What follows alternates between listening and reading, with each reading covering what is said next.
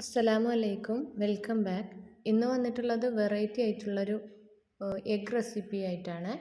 അപ്പോൾ അതിന് വേണ്ടിയിട്ട് ഒരു ഇഡ്ഡലി തട്ട് എടുത്തിട്ടുണ്ട്. അതിൽ ഒരല്പം വെളിച്ചെണ്ണ ഒന്ന് ബ്രഷ് ചെയ്ത് കൊടുക്കുന്നുണ്ട്. അതിന് ശേഷം 4 മുട്ട ഈ കുഴികളിലായിട്ട് പൊട്ടിച്ചൊഴിച്ച് കൊടുക്കുകയാണ്.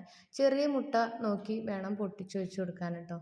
ഇതിപ്പോൾ നിറച്ച് കവർ ചെയ്ത് നിൽക്കുന്നുണ്ട്. അങ്ങനെ ആകുമ്പോൾ മുട്ട വെന്ത് വരുമ്പോൾ ഇത് പുറത്തേക്ക് പോവും.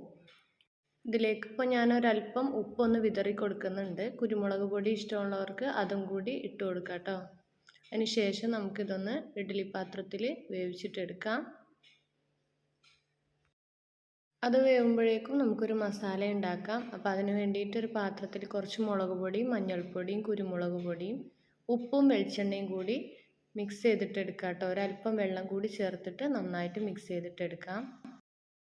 ഉപ്പും വെളിച്ചെണ്ണയും ചേർക്കുന്ന വീഡിയോ എനിക്ക് മിസ്സായി പോയതാണ് കേട്ടോ. ഇപ്പോൾ ഇതാ മുട്ടയൊക്കെ വെന്ത് വന്നിട്ടുണ്ട്. ഇത് മുട്ടയൊക്കെ പുറത്തേക്ക് ഒലിച്ചിട്ടുണ്ട് കേട്ടോ. അതാണ് ഞാൻ ചെറിയ മുട്ട എടുക്കാനായിട്ട് പറഞ്ഞത്.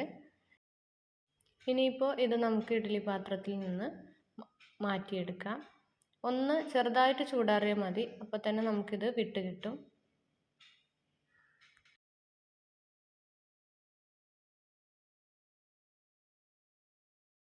ഇനിയിപ്പോൾ പാനിൽ ഒരല്പം വെളിച്ചെണ്ണ ചേർത്ത് ചൂടാവാനായിട്ട് വെച്ചിട്ടുണ്ട്. ഇനി നമ്മൾ തയ്യാറാക്കി വെച്ചിട്ടുള്ള മസാലക്കൂട്ട് ഈ മുട്ടയിൽ നന്നായിട്ടൊന്ന് അപ്ലൈ ചെയ്ത് കൊടുക്കാം.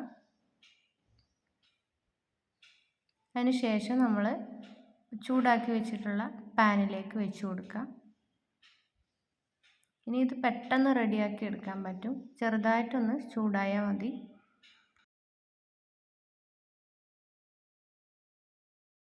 മറ്റേ വശം കൂടി ഒന്ന് തിരിച്ചിട്ടിട്ട് ഒന്ന് ഫ്രൈ ചെയ്തിട്ട് എടുക്കാം കേട്ടോ. അപ്പോൾ നല്ല ടേസ്റ്റി ആയിട്ടുള്ള റെസിപ്പിയാണ്. മുട്ട പുഴുങ്ങിയത് കഴിക്കാത്തവർക്കൊക്കെ ഈ ഒരു റെസിപ്പി തീർച്ചയായിട്ടും ഇഷ്ടപ്പെടും.